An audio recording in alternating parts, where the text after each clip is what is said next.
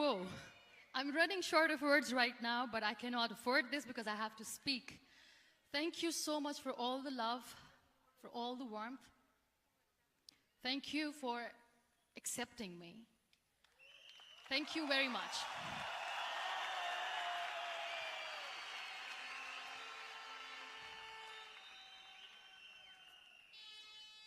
Well, I always start my talk with a disclaimer. And that disclaimer is that I've never claimed to be a motivational speaker. Yes, I do speak, but I feel more like a storyteller because wherever I go, I share a story with everyone. Well, it is a story of a woman whose perfectly imperfect life made her who and what she is today. It's the story of a woman who, in pursuit of her dreams and aspirations, made other people realize that if you think that your life is hard and you're giving up on that because you think your life is unfair, think again. Because when you think that way, you are being unfair to your own self. It's the story of a woman who made people realize that sometimes problems are not too big. We are too small because we cannot handle them.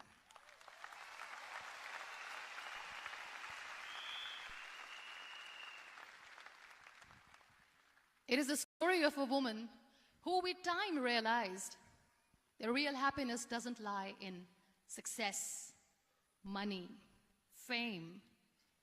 It lies within. Real happiness lies in gratitude.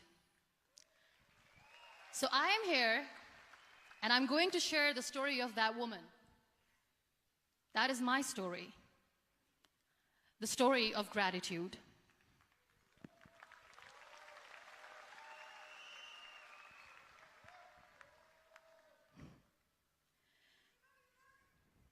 I love you too. I love you all.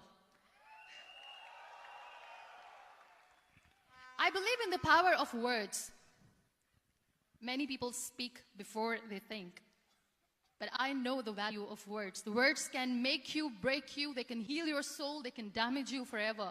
So I always try to use the positive words in my life wherever I go. They call it adversity, I call it opportunity. They call it weakness, I call it strength. They call me disabled, I call myself differently abled.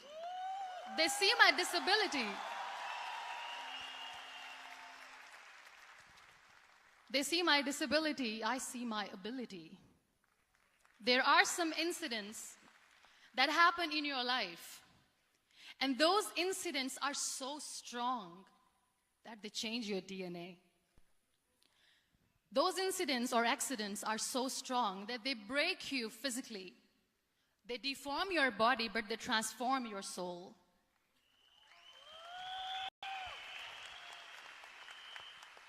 Those incidents break you, deform you, but they mold you into the best version of you. And the same thing happened to me. And I'm going to share what exactly happened to me. I was 18 years old when I got married. And this thing I'm sharing for the very first time on an international level. I was 18 years old when I got married. I belonged to a very conservative family, a Baloch family, where good daughters never say no to their parents. My father wanted me to get married. And all I said was, if that makes you happy, I'll say yes. And of course, it was never a happy marriage.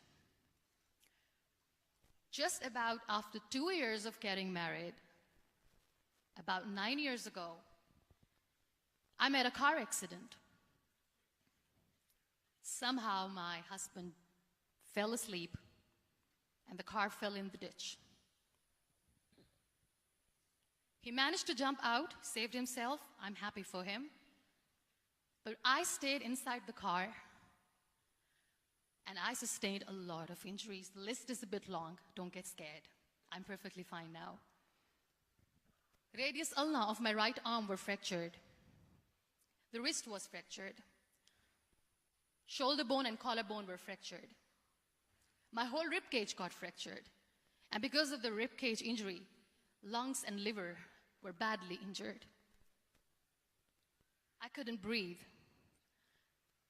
I lost urinary bowel control. That's why I have to wear the bag wherever I go.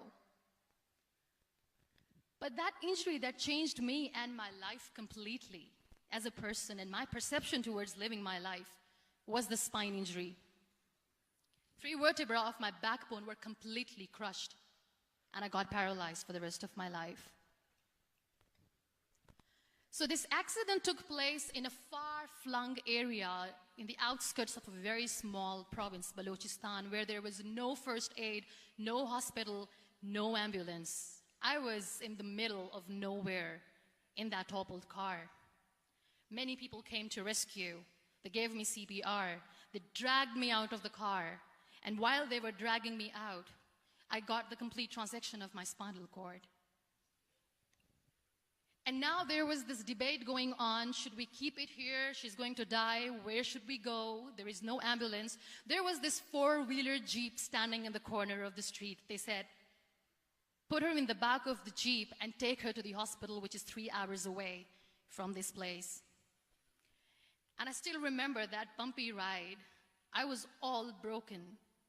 They threw me at the back of the Jeep and they rushed me to the hospital. That is where I realized that my half body was fractured and half was paralyzed. I finally ended up in a hospital where I stayed for 2.5 months.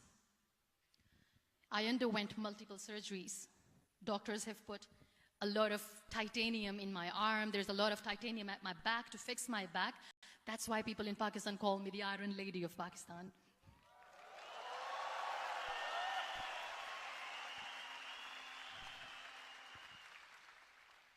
Sometimes I wonder how easy it is for me to describe all this all over again. And somebody has rightly said that when you share your story and it doesn't make you cry, that means you have healed.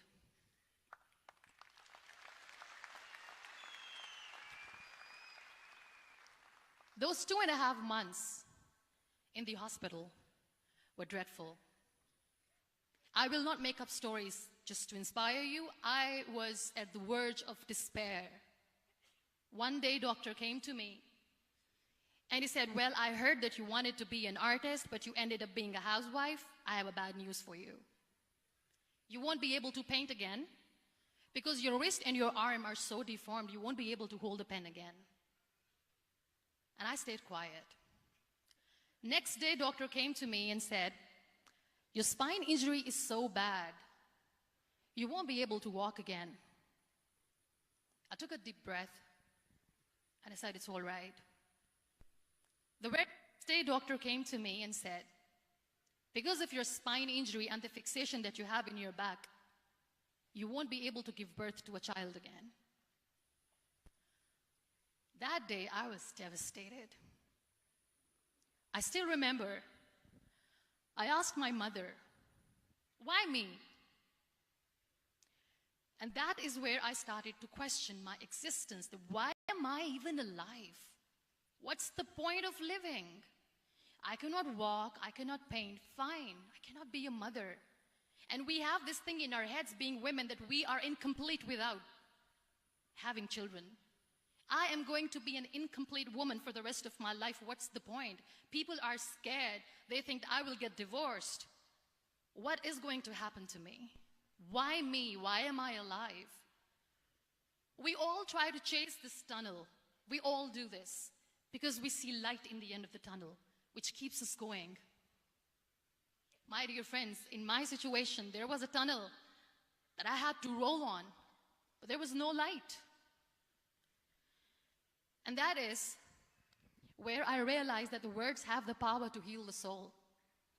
My mother said to me, this too shall pass. God has a greater plan for you. I don't know what it is, but He surely has.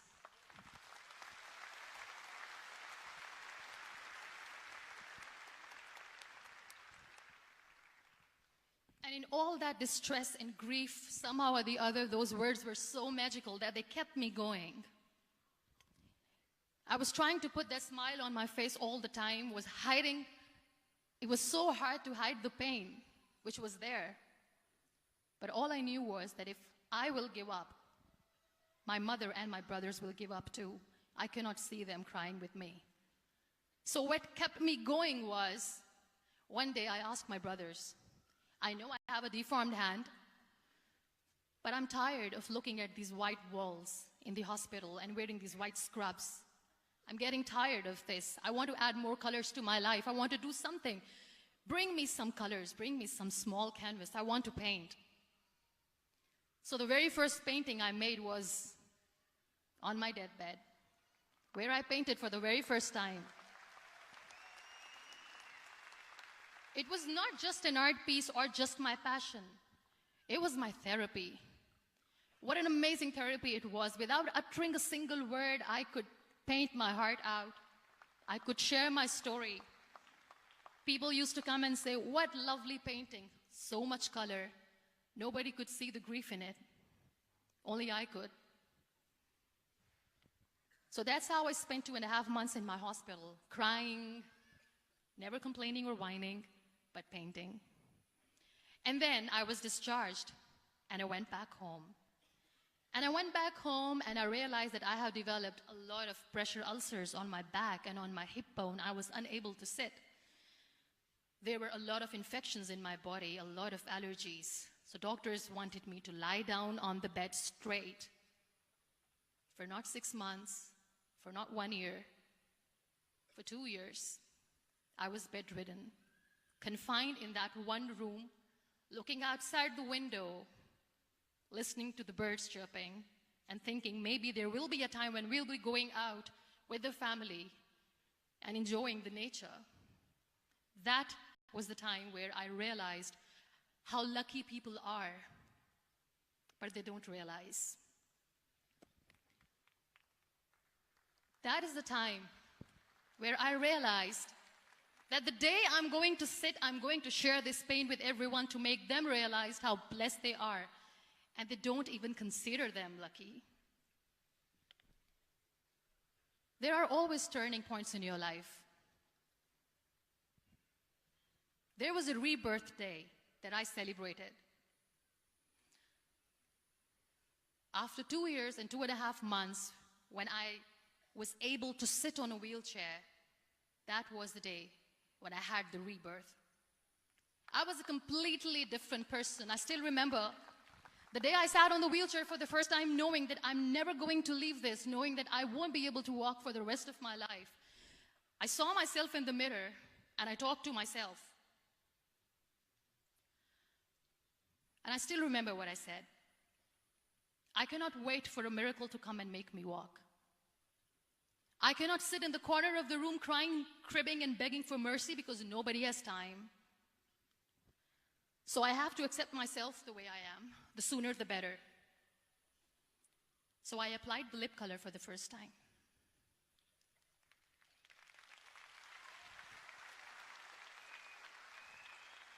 And I erased it. And I cried. And I said, what am I doing? A person on a wheelchair should not do this. What will people say? Clean it up. Put it again.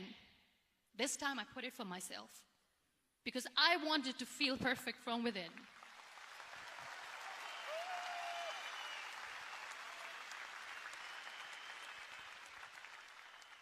And that day I decided that I'm going to live life for myself. I am not going to be that perfect person for someone. I am just going to take this moment and I will make it perfect for myself. And you know how it all began?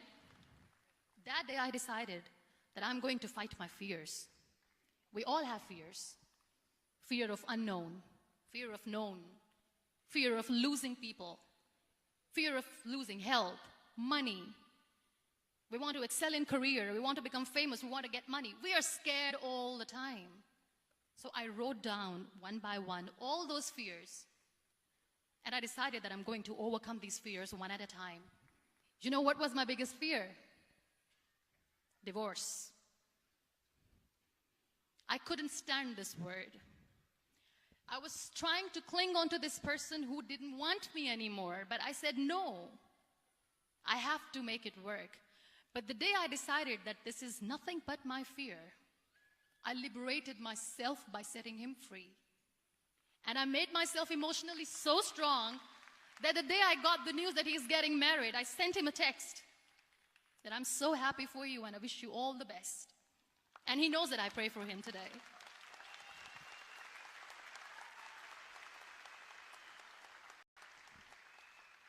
My biggest fear, number 2, was I won't be able to be a mother again.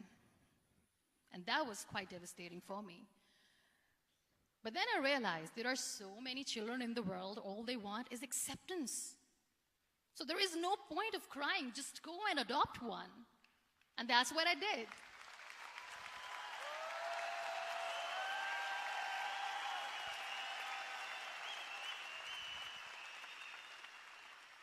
I gave my name in different organizations, different orphanages. I didn't mention that I'm on a wheelchair, dying to have a child.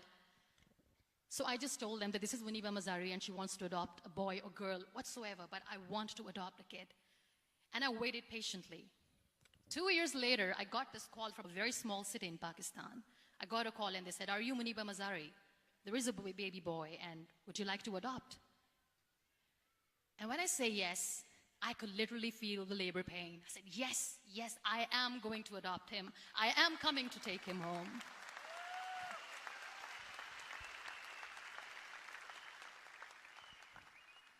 And when I reached there, the man was sitting and he was looking at me from head to toe. And in back of my head, I kept thinking that, oh my God, he's going to say she's on the wheelchair. She doesn't deserve it. How is she going to take care of him? And I looked at him and I said, do not judge me because I'm on the wheelchair. But you know what he said? He said, I know you will be the best mother of this child. You both are lucky to have each other.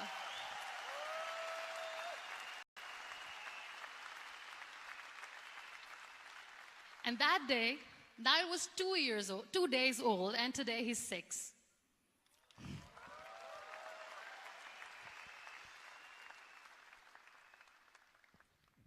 You'll be surprised to know another bigger fear that I had in me. It was facing people. I used to hide myself from people. When I was on bed for 2 years, I used to keep the door closed. I used to pretend that I'm not going to meet anyone, tell them that I'm sleeping. You know why? Because I couldn't stand that sympathy that they had for me. They used to treat me like a patient. When I used to smile, they used to look at me and say that, "You're smiling, are you okay?" I was tired of this question being asked, "Are you sick?" Well, a lady yesterday at the airport asked me, "Are you sick?" And I said, well, besides the spinal cord injury, I'm fine, I guess.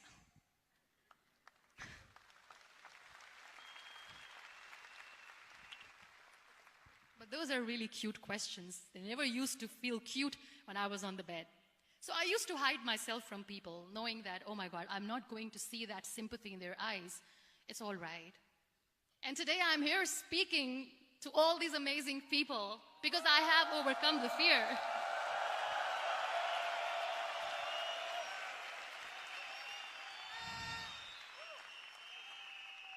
You know, when you end up being on the wheelchair, what's the most painful thing?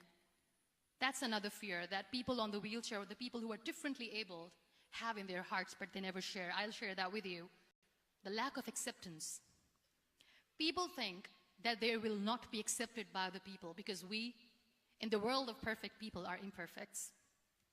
So I decided that instead of starting an NGO for disability awareness, which I know will not help anyone, I started to appear more in public. I started to paint. I always wanted to. I have done a lot of exhibitions. I'm Pakistan's first wheelchair-bound artist. I have done a lot of modeling campaigns, different campaigns for brands like Toni and Guy.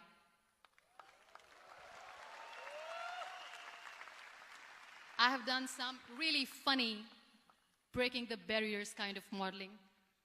There was this one by the name Clown Town where I became a clown because I know that clowns have hearts too. And then I also decided that if I really want to make the difference, I am not going to let people use me for their polio campaigns where they will make you a victim and an emblem of misery and mercy and will say that, you know what, give polio drops to your children or they'll become like this girl. I decided that I'm going to join the national TV of Pakistan as an anchor person. And I've been doing a lot of shows for the last 3 years.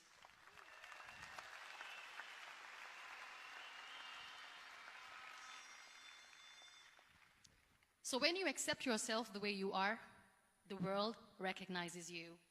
It all starts from within. Thank you. I became the National Goodwill Ambassador for UN Women Pakistan, and now I speak for the rights of women, children. We talk about inclusion, diversity, gender equality, which is a must. I was featured in BBC 100 Women for 2015. I'm one of the Forbes 30 under 30 for 2016. And it all didn't happen alone. You all are thriving in your careers. You have bigger dreams and aspirations in life. Always remember one thing. On the road to success, there is always we, not me. Do not think that you alone can achieve things. No. There is always another person who is standing behind you, maybe not coming on the forefront, but behind you, praying for you and supporting you. Never lose that person. Never.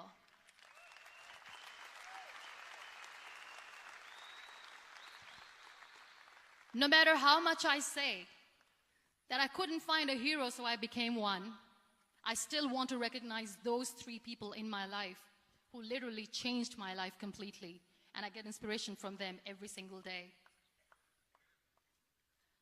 Waleed Khan. Many people know about the terrorist attacks in Pakistan. We have lost many people. And I'm sharing this with a very heavy heart because we actually have lost a lot of people in this huge turmoil of terrorism. These people are barbarians. They do not see people. They're even worse than animals. They have killed people in mosques. They have killed people in churches, temples, even in schools. There was this terrorist attack in Army Public School, Peshawar, where these terrorists entered in an examination hall and they killed our children. And in that attack, that day, this beautiful boy, Waleed Khan, who was my hero, my real life hero, was the proctor who was taking care of the students, was keeping an eye on the students. Those barbarians shot him 3 times in the face, 5 times on his body, and he fell down. I was asked to give a talk in the school after a week of that terrorist attack. With a very heavy heart, I went there and I spoke. We sang a few national songs. I thought that maybe I've done my part, but deep inside, it was killing me. I could see children injured. I could see children sitting on the wheelchairs, looking at me, wondering, what next? What was our fault? Just because we were here to give examination, we have been shot. So many people, so many children lost their friends. Their classrooms were empty. The next day they went to the classroom. So this kid, Waleed Khan, I was asked that he is in a hospital right now, and you have to go and see him and motivate him and tell him that it's going to be okay. And when I saw Waleed Khan coming on the wheelchair for the first time in front of me, face was all deformed. His leg was fractured, his arm was fractured. He couldn't talk, he lost his teeth. He cannot sneeze, he cannot smell. He cannot eat. And I kept thinking, what should I say? That everything is going to be all right? No, nothing is all right. And while I was juggling with the words, what to say, what not to say, this beautiful child, Waleed Khan, came to me and he said, "Are you Muniba Mazaria?" I said, "Yes." He said, "Baji, let's take a selfie."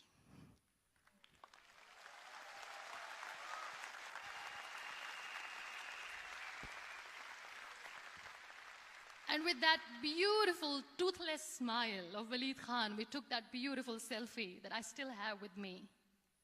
I don't share that here because he was in a very bad shape that time. And that is where I realized that when I was thinking too much about his deformities, he's happy with himself. He doesn't even care.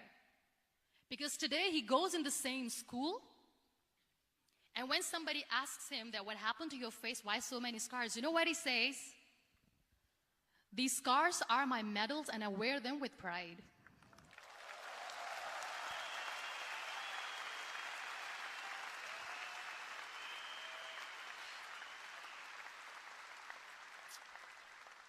And how beautifully he says the terrorists wanted me not to study. I am going to study. I will become a doctor one day.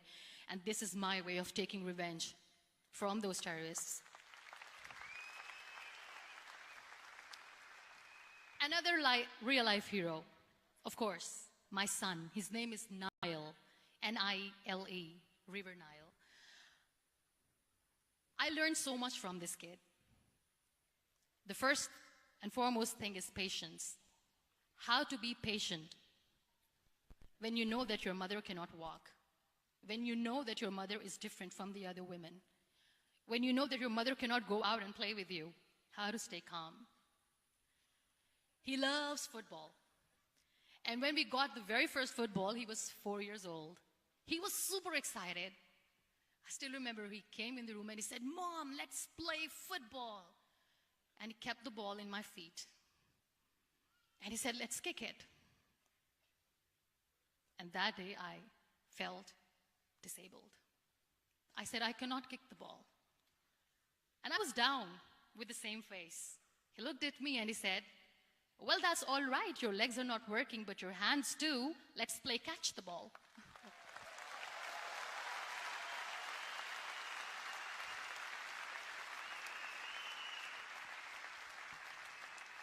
You know what? That day he made me realize that when you think your glass is half empty, come on, your glass is half full. It's all in here and here. Last but not least, the woman who made me realize that heroes have no gender. The woman who believed in me even when I was completely at the verge of despair, where everybody left, she was there. And every time I looked at her, without saying anything, she used to look at me and said, "This too shall pass. God has a bigger plan. And one day you will say that, oh my God, that is why God has chosen me." She never cried in front of me. She has always said that there will be haters, there will be naysayers, there will be disbelievers, and then there will be you proving them wrong. My mother.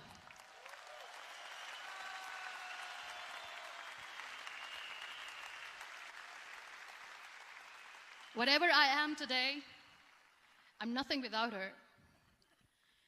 I'm nothing without her.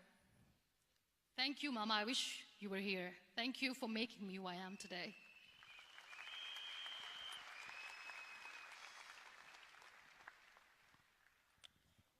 You know what? We human beings have a problem. Out of many problems, there is one more, and this is self-created one. We always expect ease from life. We have this amazing fantasy about life. This is how things should work.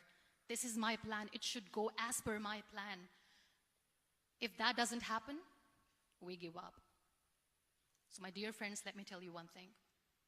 I never wanted to be on the wheelchair. Never thought of being on the wheelchair. I was always aspiring to do bigger things, but had no idea that for that I have to pay the price to be where I am today. It's a very heavy price. This life is a test and a trial, and tests are trials are never supposed to be easy. So when you're expecting ease from life, and life gives you lemons, then you make the lemonade, and then do not blame life for that, because you were expecting ease from a trial. Trials make you a stronger, better person. Life is a trial, and with time you realize that.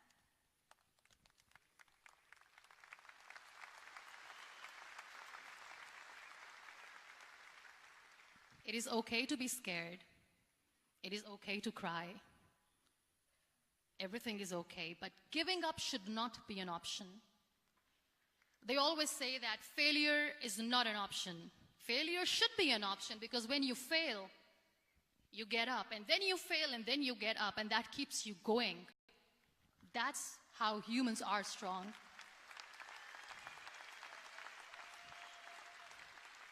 Failure is an option, should be an option, but giving up is not. Never. We have this thing in minds. We call it perfection. We want everything perfect. We want ourselves to be perfect. There is this image in our head about everything.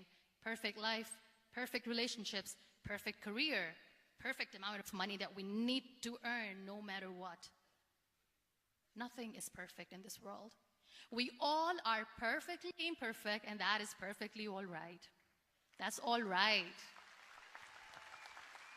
We were sent here not to become the perfect people. Those people who tell you how to look perfect, even those people are imperfect. Trying to fight this fear of looking imperfect. I used to be perfect. I still remember. I got this compliment years ago when I used to walk. Oh my God, look at you. You're fair, you're tall, you're perfect. Look at me now. You're still perfect. Only the perfect eyes can see that. Only the perfect eyes will see that. Only the perfect eyes will see that. So yes, in all those imperfections, you have to listen to your heart. You don't have to look good for people.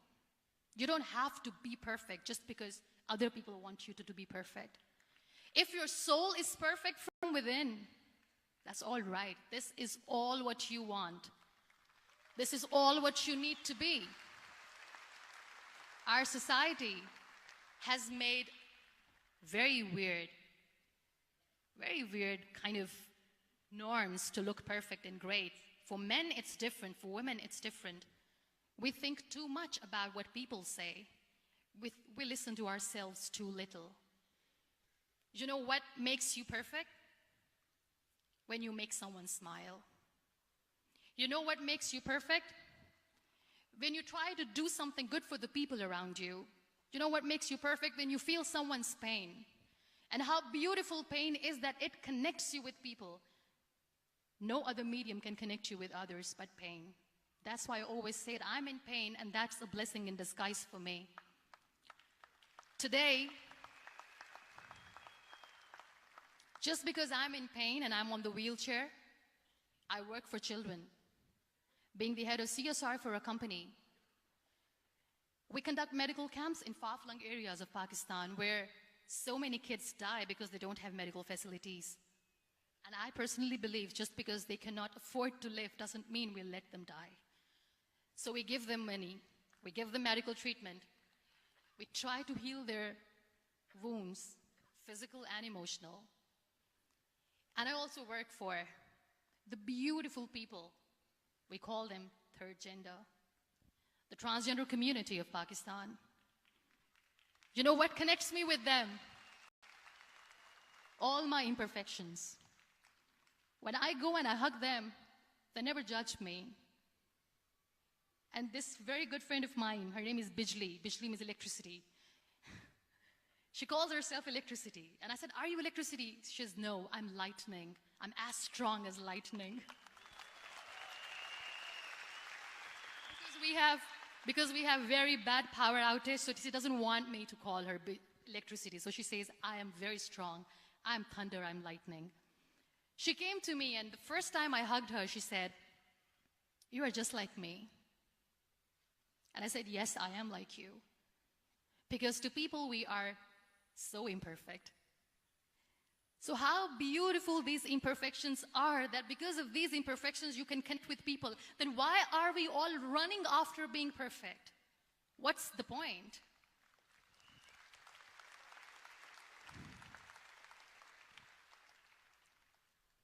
Every time I go in public, I always smile.